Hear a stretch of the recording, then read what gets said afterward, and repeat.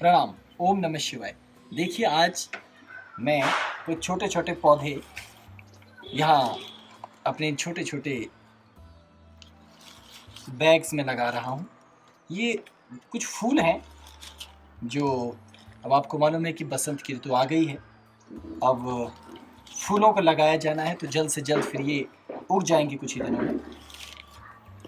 तो पहले मैं इस आधा भरूंगा और ये मेरे पास फूल की जड़ है तो इसको लगा दूंगा इसके अंदर और बाकी इसको फिर मिट्टी से भर दूंगा।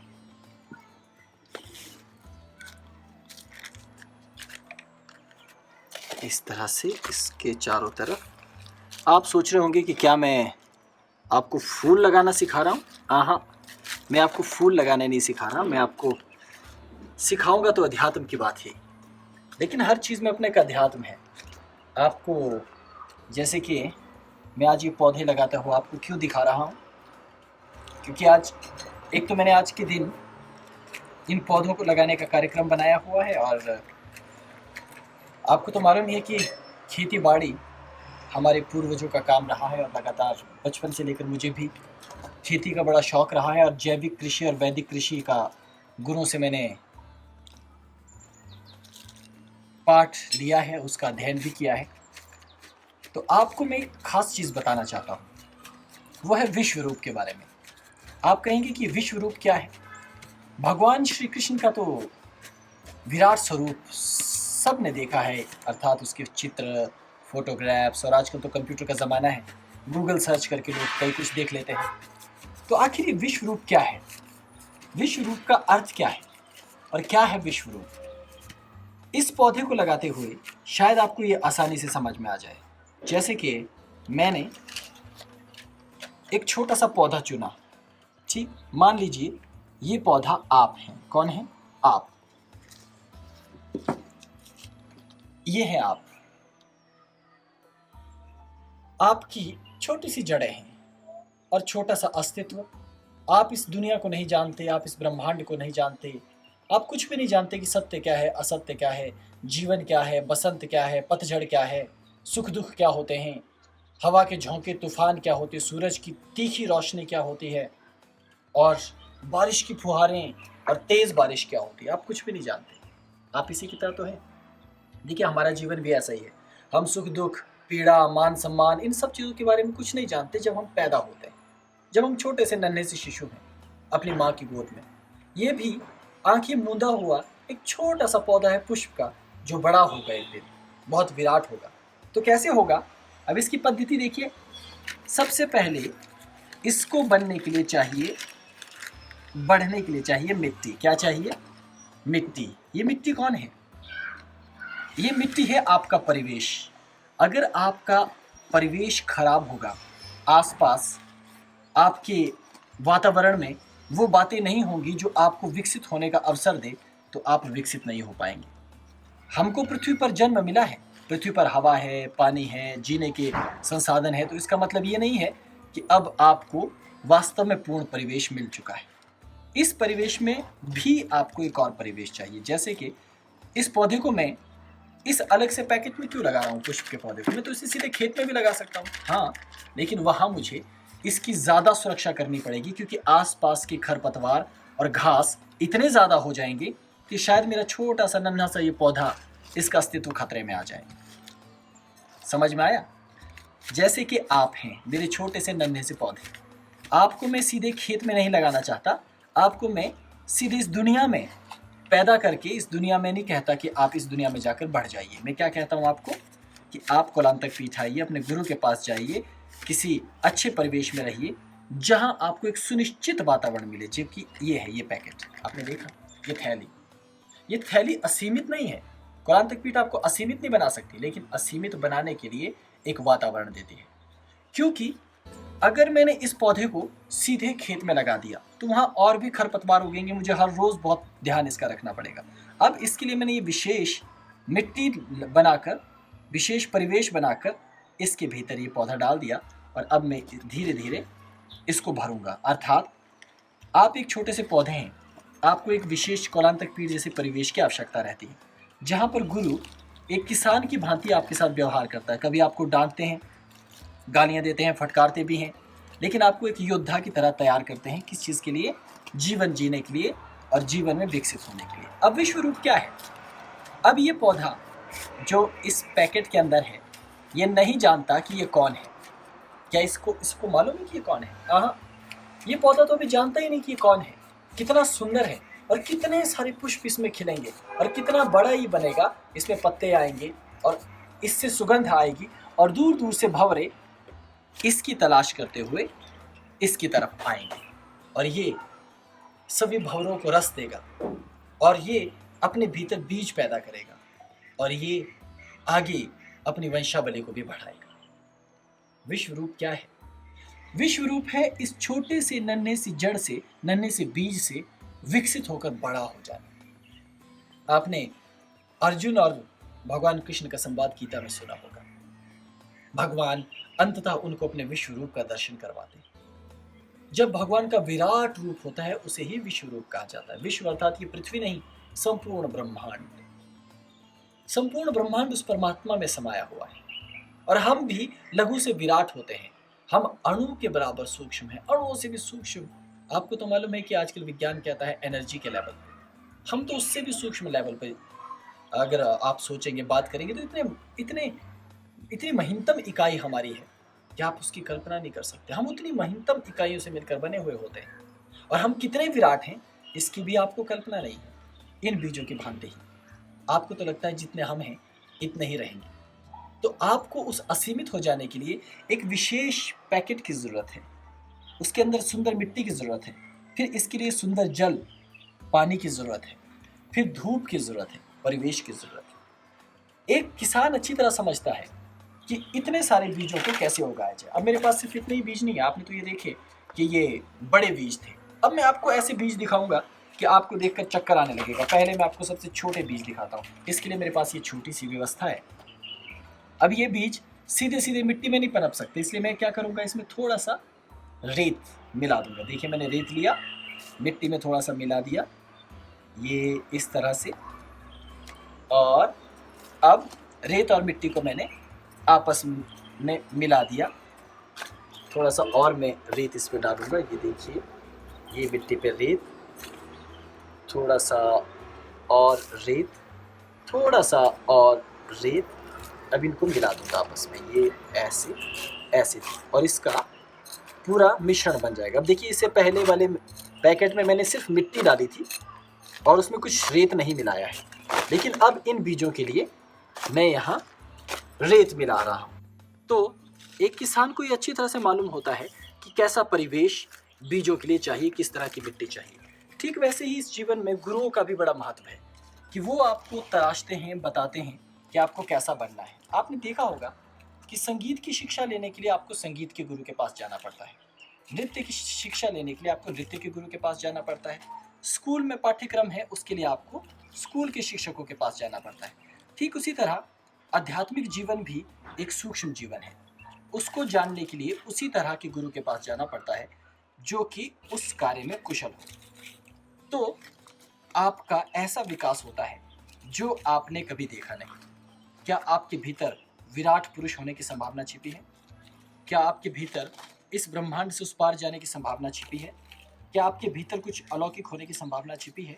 इन सब संभावनाओं को हम कैसे देखते हैं? इसी प्रकार से, जैसे ये मिट्टी तैयार हो गई, अब मैंने इस मिट्टी को यहाँ रख दिया। अब आप देखेंगे कि मेरे पास कुछ बीज हैं, इनको देखना आपके लिए आसान नहीं है। अब ये देखिए, ये पैकेट है, ज़रा नज़दीक आइए। इसमें इतने छोटे बीज हैं, इतने छोटे बीज हैं कि एक फूंक मारी जाए तो ये सारे के सारे उड़ जाएंगे। ठीक, लेकिन फिर भी मुझे मालूम है कि इनको कैसे लगाना है। अब देखिए, इस पैकेट को खोलता हूँ। ये अब मुझे इस पैकेट को भी फाड़ना पड़ेगा साइड से, ताकि ये इसके अंदर चिपके हुए बीज आसानी से निकल पाए। ये ऐसे। अब आप देखिए, गुरु के पास आए हुए भैरव और भैरवी इतने सूक्ष्म और इतने बारीक हो सकते हैं कि उनको संभालना भी मुश्किल हो जाए। तब भी हम उनको कैसे शिक्षा देनी है, कैसे संभाल कर तराश कर आगे ले जाना है ये जानते हैं। कैसे? क्योंकि ये ज्ञान हमने परंपरागत अपने गुरुओं से सीखा है।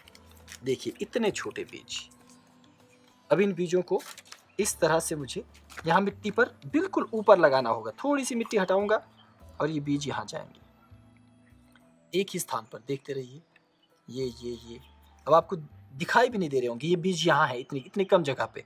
इसको थोड़ा सा फैलाना होगा, हल्की सी मिट्टी ऊपर से डालनी होगी इतनी, क्योंकि इससे ज़्यादा गहराई में ये चले गए तो ये बीज कभी भी नहीं उगने वाले फिर। ठीक, तो इस तरह से मैंने ये बीज दिए।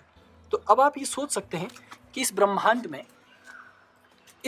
में हमारा जो वजूद है इन बीजों से भी छोटा है। हम बहुत छोटे होते हैं, लेकिन इस विशाल ब्रह्मांड में हमारा अस्तित्व इतना ही महीन है कि हम दिखाई नहीं देने वाले। लेकिन जब ये पौधे उगेंगे तो आप यकीन नहीं करेंगे, मुझसे भी ऊपर तक इनका पौधा निकल आएगा, जबकि बीज इतना महीन है। ठीक वैसे ही आप इतने महीन हैं, लेकिन आपका परिवेश ऐसा है एक खेत की तरह। ये दुनिया एक खेत की तरह है। इसमें इतने खरपतवार, इतने पौधे हैं। कुछ आस्तिकतावादी पौधे हैं, अत्यंत आस्तिकता उनमें भरी हुई है। कुछ नास्तिकतावादी हैं, बिल्कुल भगवान को मानते ही नहीं। कुछ तो इतने धर्मांध लोग भी हैं कि उनको कुछ समझ ही नहीं आता।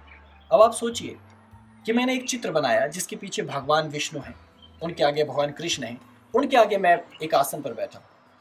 तो समझने वाले को ये भी समझ में नहीं आता कि मैं ये बताना चाहता हूँ कि मेरे पीछे जो शक्ति है, अस्तित्व है, वो उसी नारायण की शक्ति है जो हम सब में बहती हुई आगे आती है, जिसे जीवनी शक्ति कहते हैं। और वो लोग अपने आप को धार्मिक कहते हैं। ये उनकी न्यूनता है।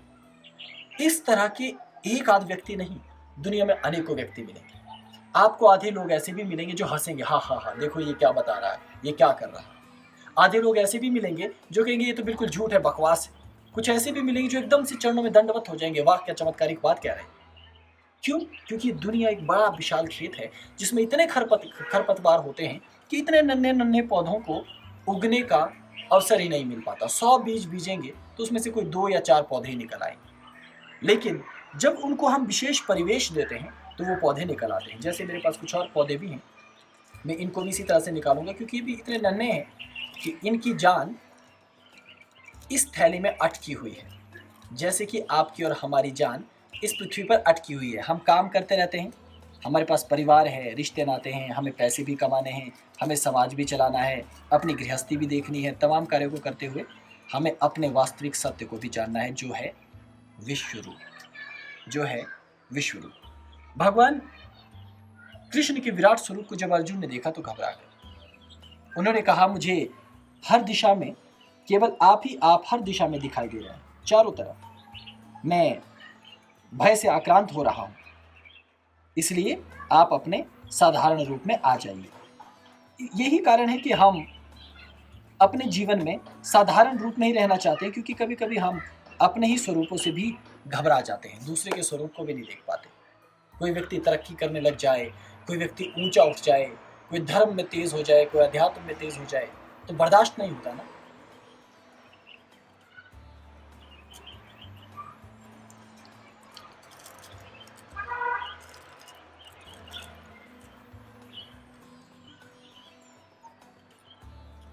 ये देखिए कुछ और बीज। अब इन बीजों की आकृति बिल्कुल भिन्न है। अब आपने देखा ये कैसे दिख रहे हैं। तो इसी तरह से हर एक व्यक्ति, हर एक साधक अपनी अपनी वृत्ति, अपने अपने शौक का, उसका अस्तित्व बिल्कुल अलग है, और हर एक को बीजने की पद्धति भी बिल्कुल अलग अलग है। हर एक पुष्प अपनी अपनी रीति से लगेगा। ठीक वैसे ही आपके और हमारे जीवन में भी बहुत सारी संभावनाएं हैं, लेकिन आपको कैसे लगाया जाना चाहिए ये एक अच्छा गुरु जानता है। इसलिए ऐसे गुरु की तलाश कीजिए जो आपके अंदर के ऐसे विकास के लिए आपको तैयार कर सके। और विश्व रूप का अर्थ है, भगवान श्री कृष्ण के हजारों सर आपने देखे होंगे, अनंत भुजाएं आपने देखी होंगी, एक मुख से अग्नि निकल रही है, एक मुख से जल निकल रहा है। क्या आपका और हमारा भी कोई ऐसा ही विश्व रूप है? क्या हमें किसी ऐसे विश्व रूप की तलाश करनी चाहिए, या केवल उन भक्तों की तरह रहना चाहिए जो केवल ये मानते हैं कि भगवान ही केवल इतने सामर्थ्यवान हैं जो ऐसा स्वरूप धारण कर सकते हैं? क्या ये सच है? क्या वास्तव में आप में और हम में ऐसी कोई क्षमता नहीं छिपी हुई है इन बीजों की तरह कि हमारा भी एक विश्व रूप हो सके? क्या आप और हम बिल्कुल साधारण ही है। इसके लिए ही हमारी कौलांतक पीठ में और हमारी परंपराओं में विश्व रूप की साधना करवाई जाती है। ये विश्व रूप क्या है?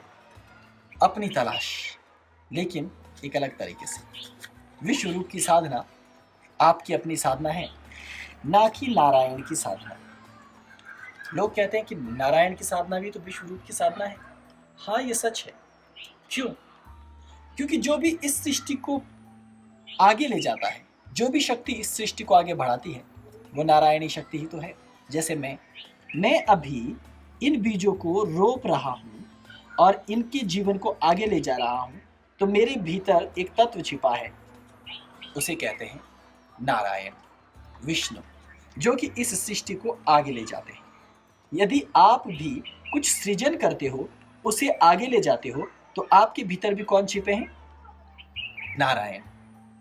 अगर ये बात समझ में आ गई तो आपको ये समझ में आ जाएगा कि संतों ने क्यों कहा नर ही नारायण है, नर में ही नारायण है। तुलसिया संसार में सबसे मिलिए धाय, ना जाने के ही रूप में नारायण मिल जाए। तो जीवन इतना विचित्र है और इतना सुंदर भी कि इसकी अपार संभावनाएं हैं।